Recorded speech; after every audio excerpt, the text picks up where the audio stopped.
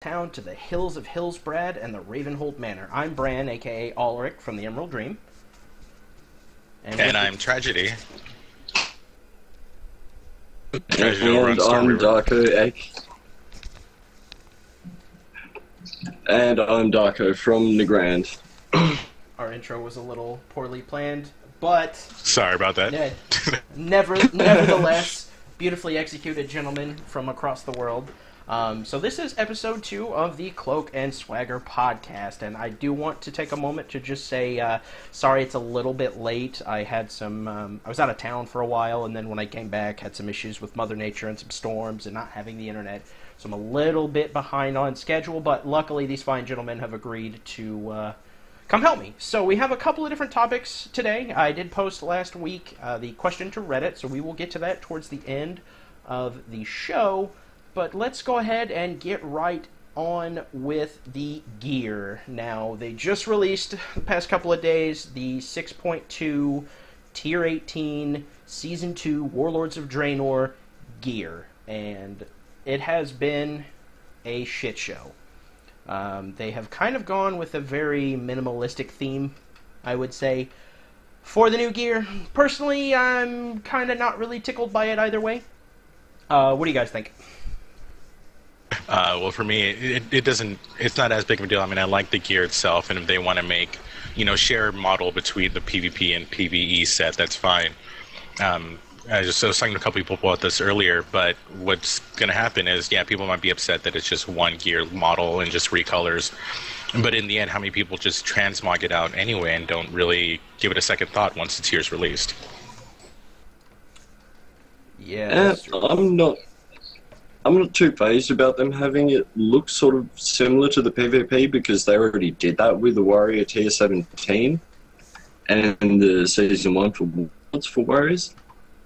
But I gotta say, the simplistic thing works for most sets. It's just, some of them just don't click. I think that, I think that, kind of to touch on what you both said, really, they're kind of at a sweet spot with it because it's kind of like we were discussing before we started. I don't hate it, but I don't really love it. It's kind of in the middle for me, I mean, most of the sets, like if you removed, I'd say like for instance, like the Rogue. You remove the belt from the Rogue with the 2 little daggers, and you may not even know that it's a Rogue set.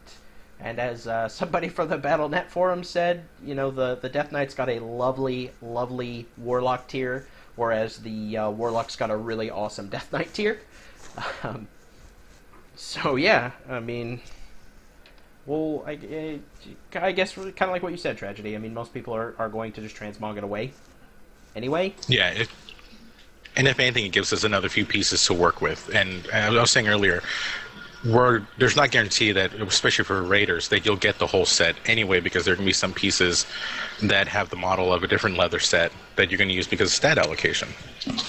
Right, and I know, Darko, you as a raider are going to kind of fit into that group. So how do you feel? I guess is their big thing coming into Warlords was like, oh, we want to distinguish Mythic raiding, and we want you guys to have this cool gear and, the Mythic sets. How do you feel about the Mythic sets? I know you kind of gave your thoughts on just the broader spectrum of it, but being a Mythic Raider, how do you feel about the Mythic sets? Just going off quickly with what Tragedy said just then, the pieces that don't have the stats that you prefer, once you've downed the bosses and you got all that stuff on farm, like say the Orgorger Warrior Mythic Shoulders, for example, we're just handing them out for transmog at this point. Sure. But for the most part, I actually like the Mythic sets being like eye-popping, hey, look, they're a Mythic Raider without having to spec. Right. It gives them. It's the exact same with the. Yeah, it's the exact same with the 2200 PvP gear. Mm-hmm. Well, at least for the Warriors, that is. Mm-hmm. Everyone else got shat on in that respect. Yeah. I'm not gonna lie. I've seen, just kind of browsing over Reddit as well as the official forums, a lot of people seem to agree that the Rogue kind of got the love for this tier, which I would be inclined to agree. Both the Elite and the Mythic Rogue sets look fantastic coloration-wise. And even their Alliance and Horde, as well as normal and heroic counterparts, look really good.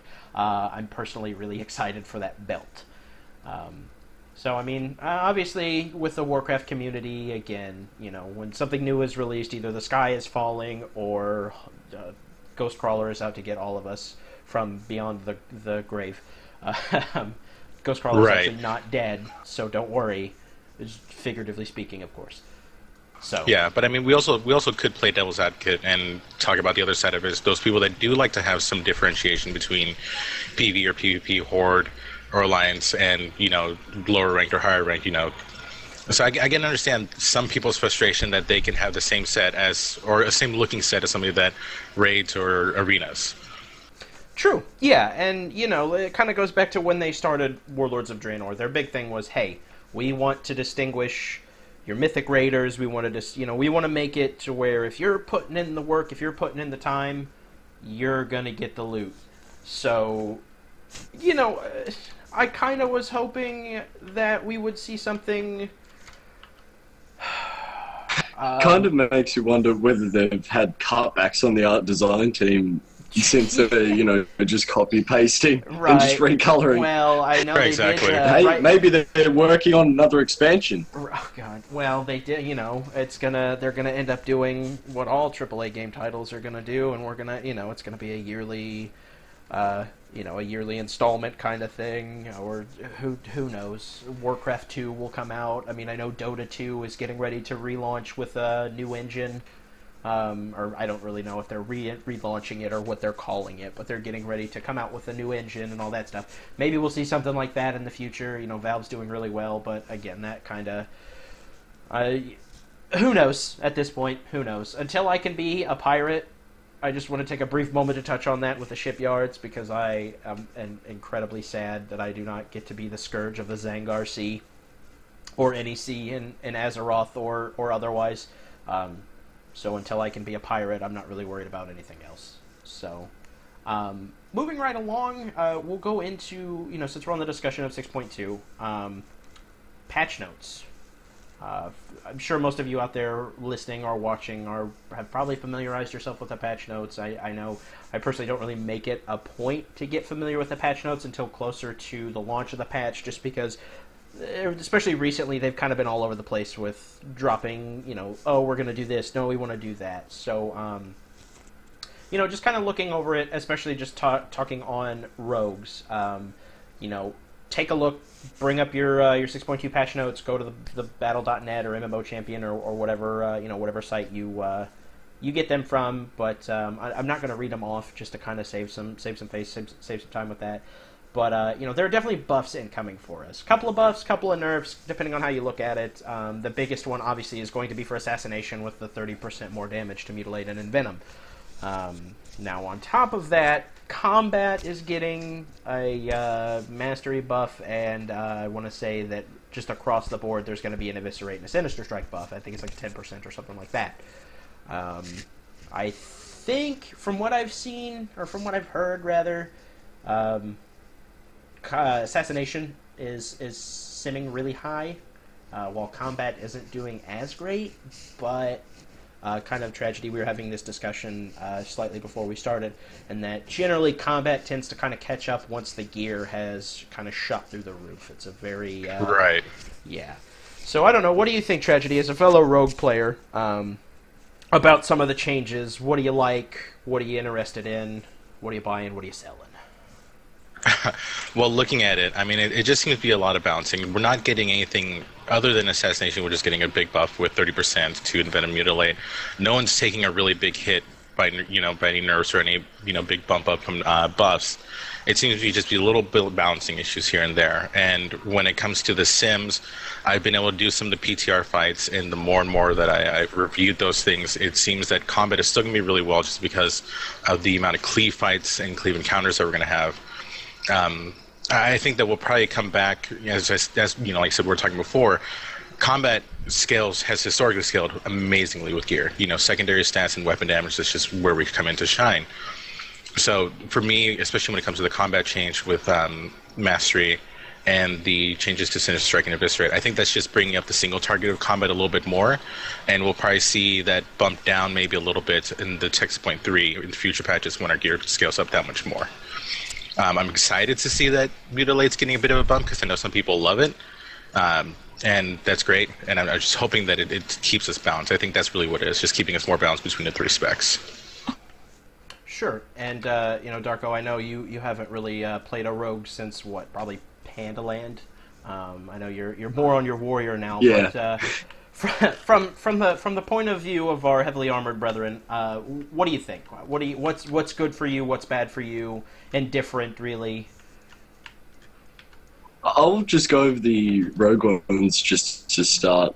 To be honest, I don't really think they need it in a PvE standpoint, at least, because our rogue in our raid group is already topping charts. This buff was unnecessary for him. Sure.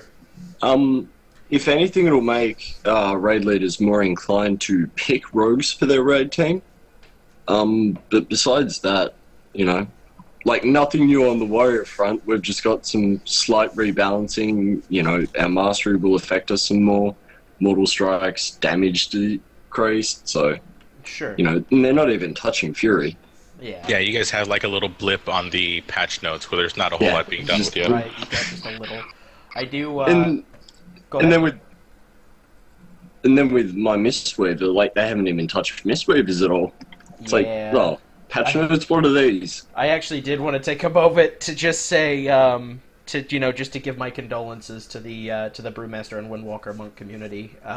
Guys, you guys were just great coming out of the gate in Pandaria, and that was really it. So I'm just kind of browsing over the Windwalker Monk patch notes right now, and my heart truly goes out to you guys, because that kind of sucks. I know that get wrecked. Yeah, I know that Brewmaster Monk was doing really, really well, but Windwalker Monk, as someone who was really trying out the gate with Warlords to do really well with my Windwalker Monk that I loved dearly. It just cue up the sad music, and we'll just take a moment, just rip and pepperonis, Monk. You were beautiful. But on to bigger and better things. Talking about just all of the changes and everything like that. Kind of like what you were mentioning before, Darko, that maybe didn't really need it. I guess just from what I've been doing, again, I haven't done a lot of work as far as like mythic rating and stuff like that. I know my guild is trying to put together a team to start at least doing heroics again, and maybe do some casual mythic kind of stuff if we can get around to it. But the one thing I will say as far as just defending Assassination, it's not my favorite spec, but it is one of those specs that from all the sims that I've seen just kind of drops off the map there for a little bit. But to touch on something in Tragedy, I'm sure you'll be able to add to this. Most people, I think, kind of get really wrapped up in, my spec is not doing, this much damage, or it's not this high up, or it's not, we're middle of the pack, when, we were kind of discussing the whole, if you're not really doing, world first or bleeding edge, heroic, or well, I guess it's mythic now, but does it really matter? I mean, I'm sure you could get by. I see no. I mean, there aren't. There are people out there that are heroic or even mythic rating as an assassination rogue, even though. Oh yeah, for sure. Yeah. So. For me, I agree with you entirely, and I agree with what Darko was saying earlier. We had some changes, but really didn't need them. But when it comes to people being able to play whatever spec they want, I think you said it best. People like to put themselves in the shoes of a high-end mythic world first raider, and they see what specs they're playing, and they look at their parses, and they want to do that. Right. And a lot of people get really stressed out, or maybe even a little disheartened when they can't do the same kind of stuff, and they're not enjoying the class because it's not a spec or rotation they enjoy.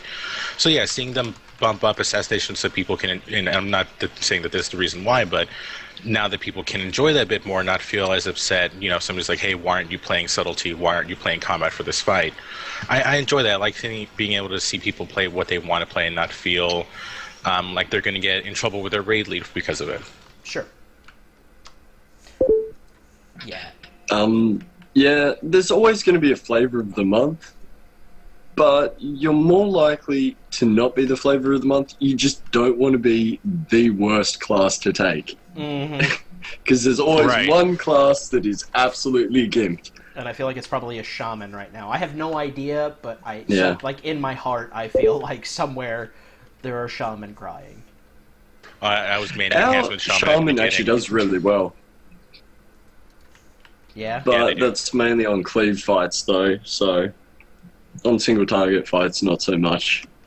Yeah, I think the only single target fight I liked on my enhancement shaman was Butcher, just because of the duration of the fight. And then in terms of cleave fights, it was definitely obviously Tectis and Imperator. Other than that, there wasn't a whole lot of enjoyment for me as an enhancement shaman. Sure. Just to touch on what you said earlier, Tragedy, about rotations and enjoying them. Arms Warriors specifically, got the rough end of the stick this expansion with rotations. It's like, oh, my fillers and AoE? Great! That really helps me on single target fights. Hope you liked Whirlwind, because we're going to give you Whirlwind. And I believe, to follow that up, I want to say, was it, it wasn't Watcher, it wasn't Hazakostas. I think it was, who's the PvP? Halinka. That somebody had said, hey, why don't we get back Overpower in some form? And he was like, why? So you would just push Overpower in place of pushing Whirlwind? And it's like, yeah, but it's like, this ability sucks ass unless there's more than one person around you. So unless you're going to change it to where if it doesn't hit a certain amount of targets kind of deal, I don't know. I remember logging onto my Arms Warrior and about to level it, and I actually reloaded assuming that I was missing abilities due to some glitch. And I agree with you. Like I've been leveling mine and playing mine, and I'm still surprised by how little there is to do in your main rotation. As I can't remember who said it, but it was a warrior in one of the top guilds. He said, if the answer isn't Bladestorm, it's going to be Execute. If the answer isn't Execute, it's re-roll. And that's how warriors feel this expansion. Okay, yeah, I can see that. I can see that. Yeah, I mean, I guess really, you know, that's kind of across the board, though. I feel is that, you know, Warlords was a big change, and there's a lot of stuff that's different, either for good or for bad, or, you know, maybe for indifferent as it stands. But yeah, definitely Arms Warrior rotation. Rest in peace. Never forget, man. Yeah, I actually love the Arms Warrior rotation, don't get me wrong. It's super like, simple. any chance I can stray away from playing Fury, I will. Because I just love the whole idea of Arms, and I don't know if we're going to touch on this a little bit later, but I'm very much looking forward to the new trinkets and the set bonuses for Arms. Right, yeah, for sure. Yeah, I mean, goodness, the Arms Warrior rotation. I mean, honestly, we could probably dedicate an entire series to this. I'm going to have to start a spin-off series particularly devoted to Arms. I'm just going to have to find a witty title for it, because I think, you know, Cloak and Swagger was my witty load spent. So I'll get with R&D on that one. All right, now where were we? So yeah, I mean, we've kind of covered the gear. We've kind of covered some of the class changes, and we've got actually. What about your set bonus? Ooh, set bonus. Have they released the set bonuses for? They have, yeah. Yes, they have. That is news to me. I have not seen it. Let me see if I can dig that up really quick. Yeah, I should be able to put this up here in a moment as well. Yeah, I was going to say, I actually didn't realize that. I know they had released the armor, but I didn't realize they had released the set bonuses. We'll see. Yeah, they've released the class trinket and the set bonuses. Oh, okay. Okay, let me bring that Which, up. Another thing about that, just as a side note, it really made me think that it was going to be the last tier of the expansion, seeing those trinkets, because they felt very end of X-Pac to me, especially when we had things like the Dragon Soul trinkets and the Dragon Soul weapons. When I saw those, I was like, okay, yeah, this is just, they're such an oddball piece that are very integral to some of the specs that I really thought that was going to be the end of the expansion for rating. Right.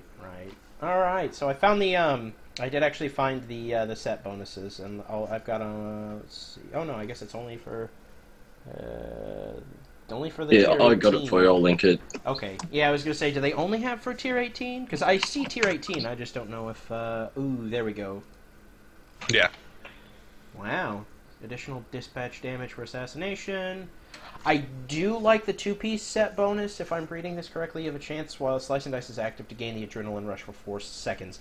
I like that. And then the trinket cool. for it, the combat version of the trinket syncs really well with that as well, because you get I think that's where you get mini adrenaline rushes.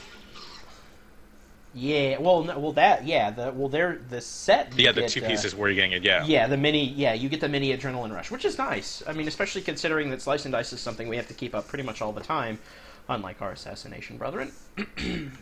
Yeah, exactly. Ooh, I do like the 4-piece though. Increases your damage while adrenaline rush is active by 20. Oh wait, this is 15%, but 15 to 25%. I'm assuming it probably is just because Wowhead has it up wrong. But yeah, that's gonna be good. And then what's for subtlety? Obviously, rupture, reduce the cooldown of your vanish by 4 seconds. That's kind of neat, I guess. I mean, I get it makes sense for the subtlety one because most of your damage comes from popping that find weakness. Right. Debuff. So yeah, that seems all right. I mean, it's not bad. Ooh, I do like the 2-piece bonus for subtlety though, with the 5 combo points, which I think is, correct me if I'm wrong, but I'm pretty sure that's what the set bonus is currently if you are subtlety. Actually, you know what I have?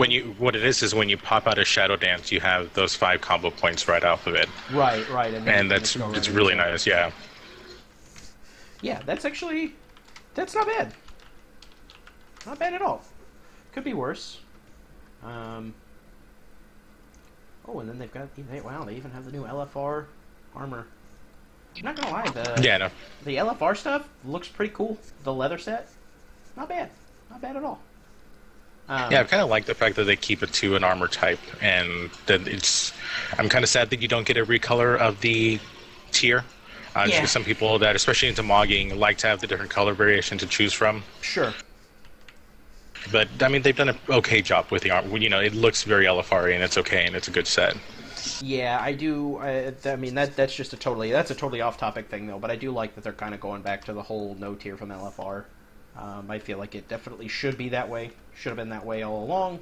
But that's a topic for a different podcast, I'm afraid.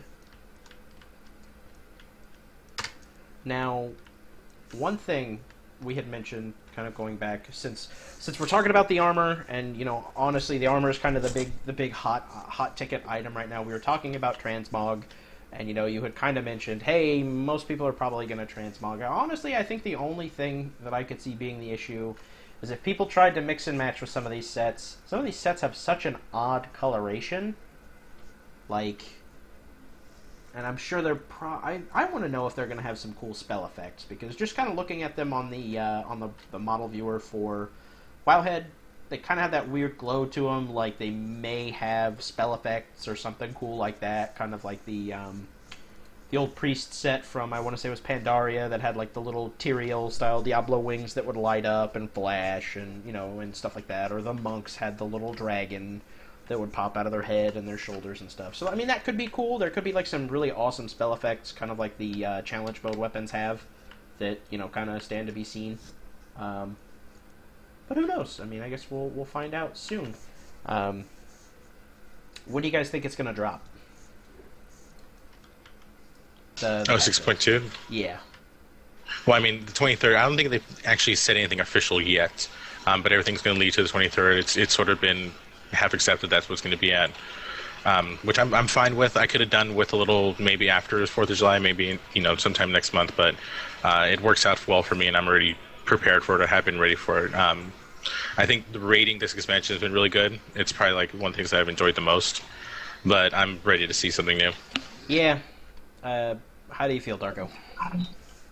I think it's probably going to drop within a month, if not 1 or 2 weeks. And our rating team as a whole has sort of been anticipating it to drop within that time frame. So we're pretty much fully prepared for that. And I'm going to say so far the rating experience has been, pretty good. Better than Mists, in my opinion. Sure. So let's just see how Hellfire Citadel does. I'm excited. I think Hellfire, it's kind of cool that, the really shitty dungeons from Burning Crusade are now becoming possibly really awesome raids. Unfortunately, I've been a little bit behind as the past couple of expansions I focused on PvE, so Warlords is the first one that I'm really focusing on, like, raiding and doing cool stuff like that. But I can surely tell you that from my meager experience of raiding in Mists of Pandaria, smashing myself in the head with a hammer would probably be a funner experience than that. But, that's kind of a who you're with kind of deal. So I'm excited. Hellfire Citadel should be cool. And with this patch, we're going to go into it strong, unlike the first two. The first one was sort of a shaky start. We didn't get into Mythic as soon as we would have liked. Sure. Same with Blackrock. We were dropping people like most guilds were. Okay. So now that we've sort of stopped hemorrhaging people and we've actually got people benched, so we have a surplus of people, we should be going into this patch very strong. And we are hopefully going to go for server first on Mythic. Ooh. That'll be so hopefully that'll become a thing. There you go, man. That'll be cool. I always forget that they gave you folks down under your own servers with Warlords. How has that been, by the way? Good ping, yeah. Yeah, good ping. That's good. How has that been? It's something off topic, but you know what? I'm kind of curious as to the thing. How has that been community wise? I'm just going to talk about ping-wise just real quick. Yeah. At first, I didn't notice the difference, but then go back and play on a US server, I'm like, how the fuck did I play on this? Oh, boy. Yeah, no, I see where you're coming from. Community-wise, it's pretty great. Like, everyone's on around the same time. You haven't got that sort of thing where on an American server you sort of have an idea who the Australians are. Either they're Australians or they're Insomniacs. Right. Take your pick. Right, which, ironically enough, Tragedy and I were having that discussion earlier. Well, yeah, I was just about to say, I actually played towards the end of, and you guys might think I was a maniac for this, but I was doing 4 to 5 tunes on Mythic Seas of Orgrimmar a week. And one of those was with an Australian raiding team, so it was me logging in at 3 to 3:30 in the morning to raid. And speaking of the ping, my rogue, because it was on Frostmourne for a little while, ever since I've transferred off, the garrison itself is still located on the Oceanic servers, so I still get that sort of ping that you guys were having back when the servers were on US soil. Oh, man. So it's fun. So like I go on, it's like 230 ms just in my garrison. Everything else is fine. Yeah, no, the ping, the change to the Oceanic servers and having be over there, it was really needed by you guys. You guys were dealing with such hectic ping and such hectic lag. It was terrible. But the main thing there for me, the main shocking thing is I was heroic raiding in Wrath, Kata, Mists. I don't know how the fuck I did that with the US ping. Like, yeah, and I think that's why I wasn't surprised. I wasn't so surprised when a lot of Oceanic guilds really bumped up in world ranking, because I was like, yeah, now they're not dealing with shitty freaking ping. Right. Well, that's like Klinda, the warrior, the really, really big PvP warrior. You know, he used to raid and stuff like that too. Talking about, you know, raiding on U.S. servers and stuff like that. I'm sure it's it was an interesting challenge. So. But yeah, it was definitely hard to do kicks and shit. Oh, I bet. Oh, man. So one thing that I actually wanted to touch on, you know, since all three of us have played rogues, and the idea for the, you know, the idea behind the podcast was a rogue, kind of a not really specific, but you know, mainly geared towards us and what we do and things like that. Let's take a moment, just because I'm curious. What are, and I'll pose the question, and then once you guys are done, I'll answer myself. What is your most memorable moment playing your rogue? You want to go first, Tragedy, or you want me to Yeah, go if you first want, since 'cause I I have gotta- something lined up? I got a couple stories, so yeah, I'll pick through them, and you go first so I can figure out what I'm going to say. Beating an Arena Master Frost Mage with only Shuriken Toss. Was this Pandaria? Please tell me this was Pandaria. Yes, this was Pandaria Yeah, as soon as yeah. Shuriken Toss was released. I remember those days because I played my rogue a little bit for that, and I don't know, Tragedy, if you have one lined up, but you know what, that makes me think of one, and if you need a moment, I can go ahead and give my little retell. Oh no, by all means. So probably, and you know what, Darko, you played with us on Kill Jaden for a little while, and I'm sure you're probably familiar, and maybe some of you guys watching or listening are familiar with a little guild called the Ginger Snaps. I don't know if you recall them or not. Oh no. No? Well, so the Ginger Snaps were a guild. No, I do. I'm saying, oh no. Okay. I was like, uh-oh. So I don't know if you remember or not when we went to the Alliance, and then just to catch everybody up on me and Darko's lovely history, he was in a guild with me, and then our guild broke apart, and we had a lot of very conflicting views, and then half the guild went to the Alliance, half the guild stayed on the Horde, and then we basically just made a big game of murdering the ever-loving piss out of one another, pretty much as often as we could. This is one of those stories, and it was... Go ahead. Hold on. I wasn't actually in the guild when they broke up. I just came in the aftermath and joined the Horde guild. So That's I was right, coming into actually. that being like, what the fuck is going on? That is right, actually. I always forget, because I don't know, I just feel like we've played together. We have played together for a while. But, no, so anyway, I remember the guildmaster and one of the higher ranking officers of that guild, for whatever reason, we just were like, you know what, we're gonna kill them. So we got 3 rogues, and I want to say a feral druid, 2 of which were from... No, actually, I think it was a couple more than that. We took a lot of people hunting that day.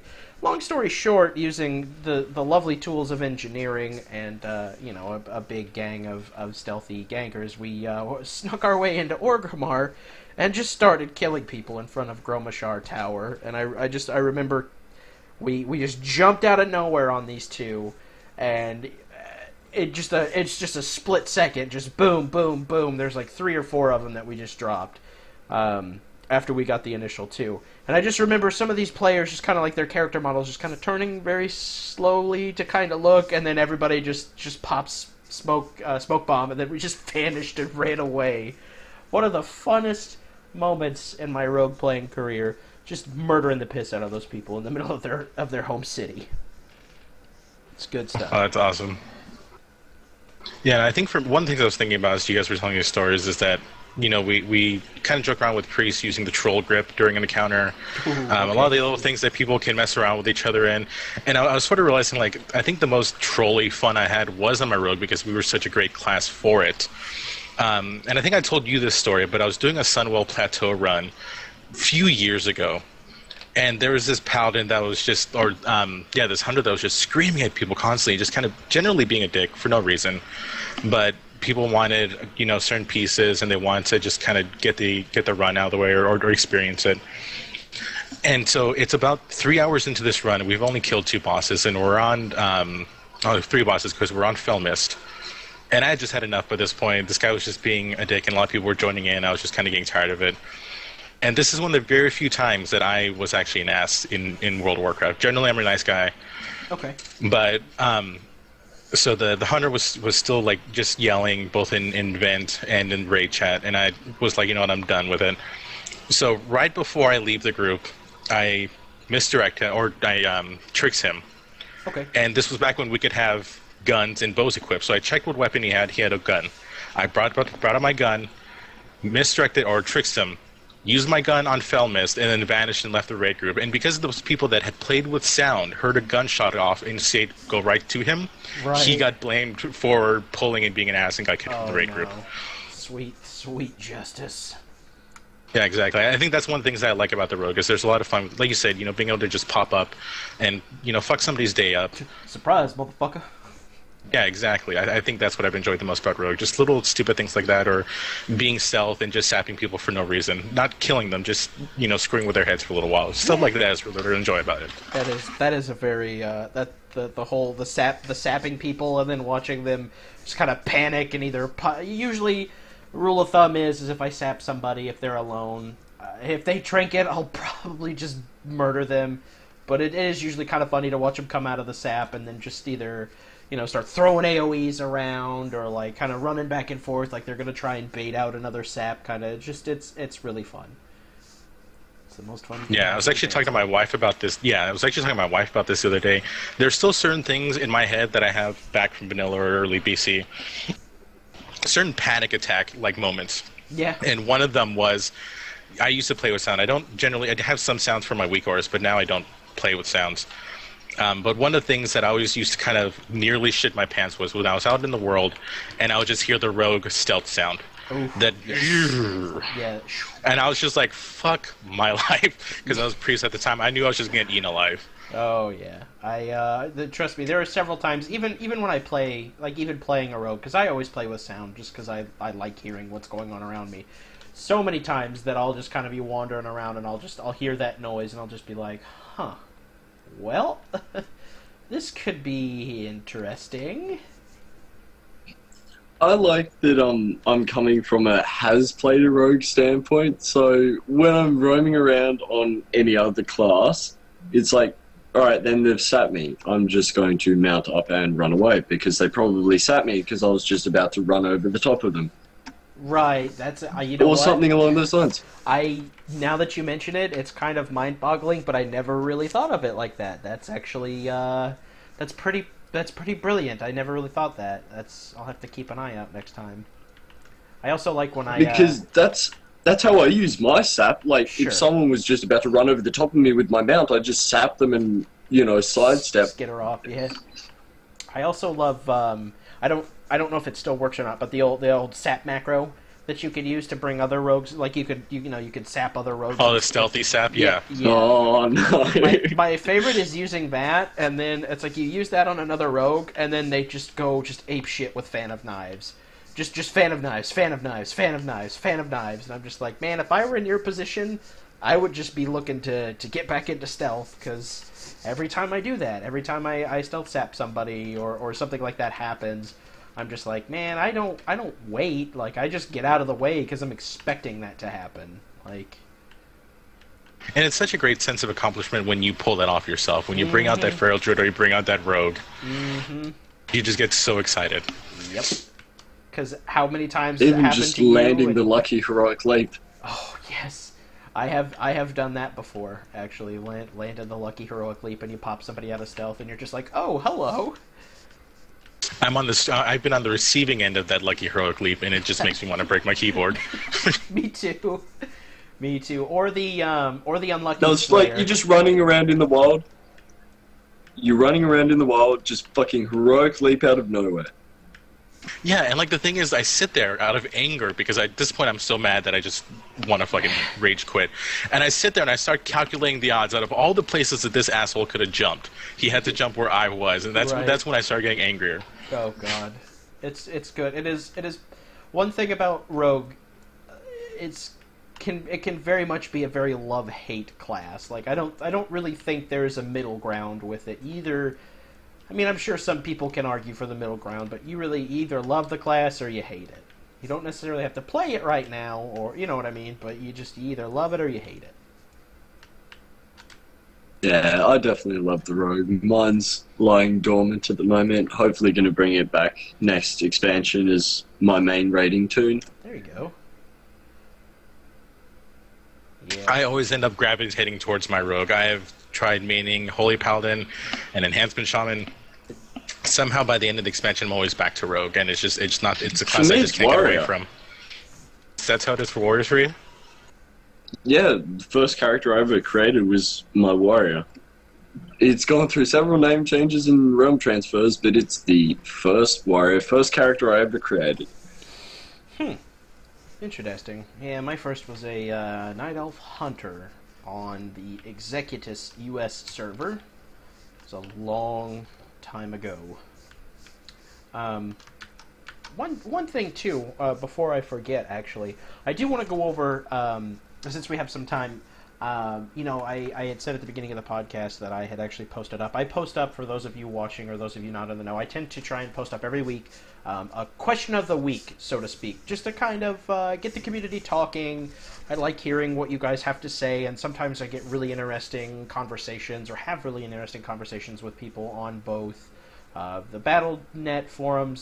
Surprisingly enough, that actually was the most shocking when I had posted up about doing the podcast, and most people were actually more interested than they were, telling me to kill myself.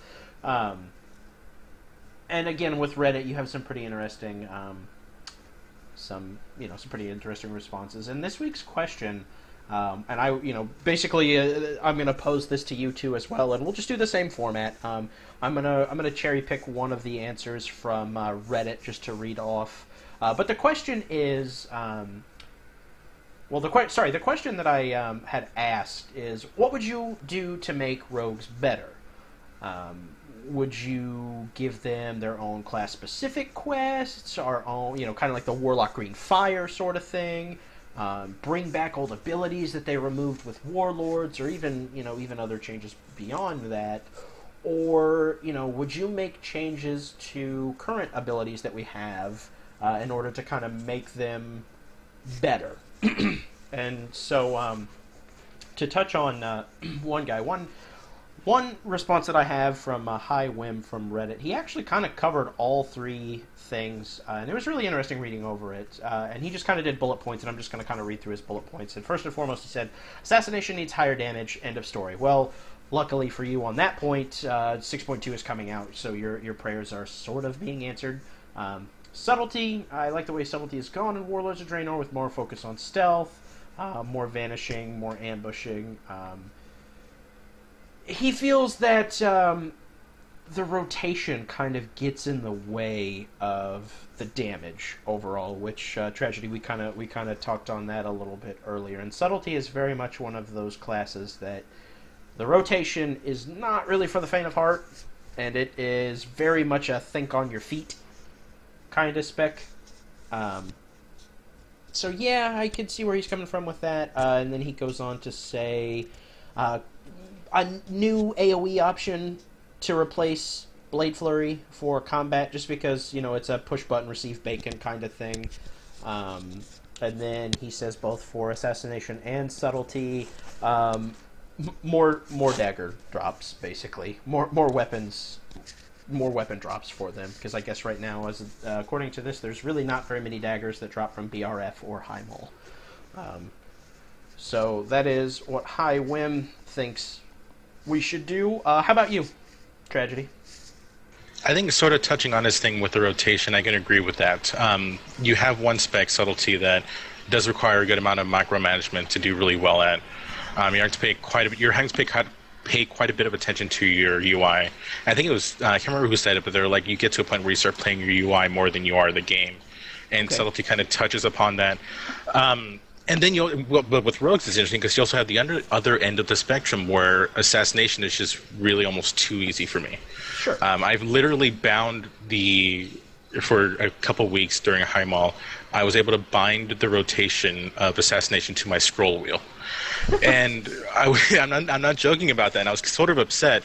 And I think it's the only reason why I dislike assassination is because of that. I used to love Mutilate as a spec, especially during like BC and Wrath. Sure. So I would like to see them sort of bounce out the way your interaction with the spec. Like you were saying, Drogo, with arms, you love arms, and you don't, you like I said, you want to step away from Fury. But I'm sure there are times that you sort of wish there was a bit more to arms than there is currently, right? Yeah. Like, at the moment, Fury's the only real viable spec, unless it's either mass AoE the entire time or, 3-target cleave the entire time. And there's only really 2 fights in High Mall, or not High Mall, but BRF that encase that, so you don't really get to play arms all that much. Right. And as for stuff that I would have liked to see or that they've done well, one thing they think they've done well, and touching on the button bloat, is we were sort of getting in this habit with rogues where each expansion we were getting a new ability that we would use for a raid tier. and then we'd never use that ability again. You know, it's like our shiny new ability, and we'd never have a situation to use it. The AoE invis is one of them to me, where we kind of had one encounter that we would use it really well, and then we didn't really touch it after that. So that's one thing that I think they've done really well. Uses that quite a bit, like with Blackhand, for example, because this is the most recent thing that I can think of is, you know, say he's walking around rather sporadically, and rather than just have a phase pull, our rogue just pops Shroud and Blackhand just walks on by. Yeah, but even then, though, there's not a whole lot of examples of that. And I was working on Blackhand before I went down to casual, and yeah, that's one thing we had to do. It was sap or mass stealth the raid to avoid pulling and just having everyone's timers right. So yeah, I think I would like to see more use out of abilities like that, or more situations where we could use them. I'd also like to see a lot more done with pickpocketing. I really like that this expansion we had a couple things with the coins and everything that we had a little more fun with. I enjoy that. Looking back at like the legendary daggers, there was that part of the quest line where, you know, pickpocketing was a big part of it. You got to use all these abilities that you never used. I feel like that was sort of a good direction for our interaction. So I would like to just see us a bit more involved with the abilities that we have, especially since the reduction of the amount of abilities that we have access to. As for things I'd like to see added in, I kind of liked his response with AoE. Back when doing Putricide in ICC, I always wanted rogues to have an ability to drop like a poison gas AoE area, you know, sort of like a death and decay sort of thing. Yeah. I would have loved that, where it's like, here's a vial of gas that you're dropping, and now there's your little AoE area.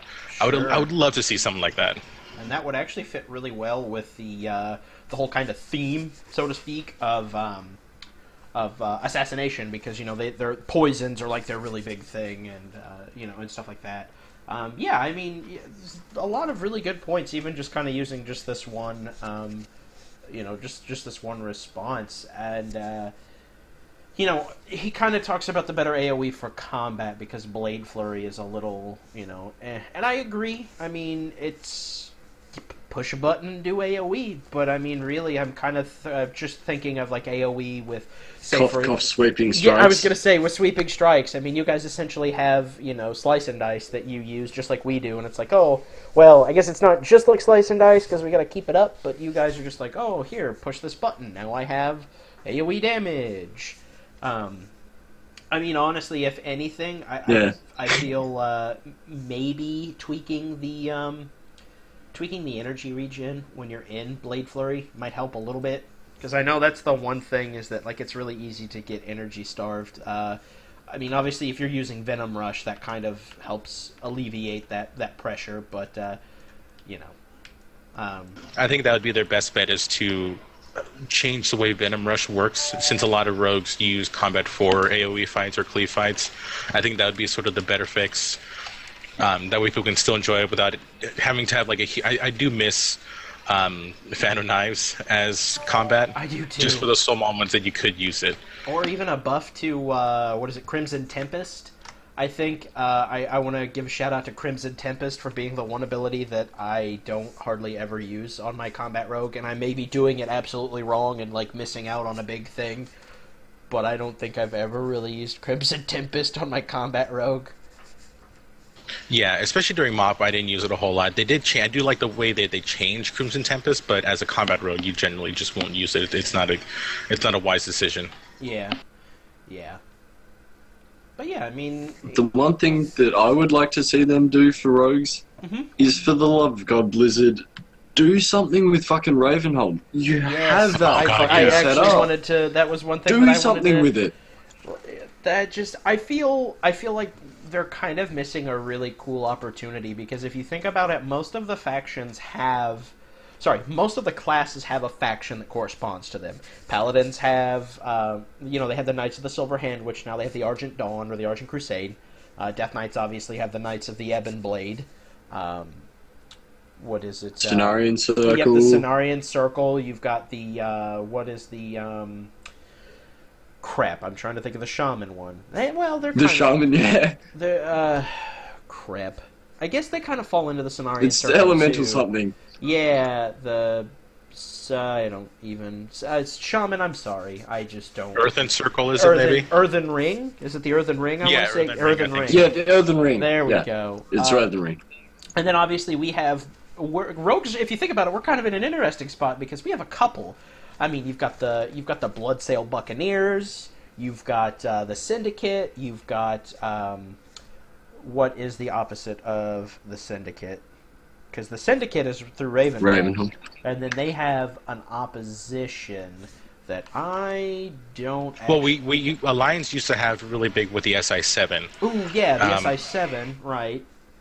And then there's the which used to be just a stealthy whatever thing. Yeah, Deathstalkers. Deathstalkers on the Horde. I mean, you have all these kind of neat little, these neat little sub-factions that you could probably really do something cool. I mean, if you think about it, when they did the Warlock class quest, you did, what was it, the Dark Harvest, their little kind of inner cadre of Warlocks, their kind of little inner cabal of people that were kind of running the show, which was cool. I thought it was really neat. You got to get that really stupid, hard-to-get book and, all that stuff. I think that they're on the right track with the big score, which is the pickpocketing little missions that you can do.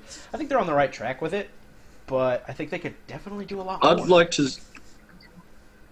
Honestly, I'd like to see some more stuff along the lines of Fangs of Our Fathers, the legendary questline back in Cata for rogues. Yeah. I was actually going to say that, yeah.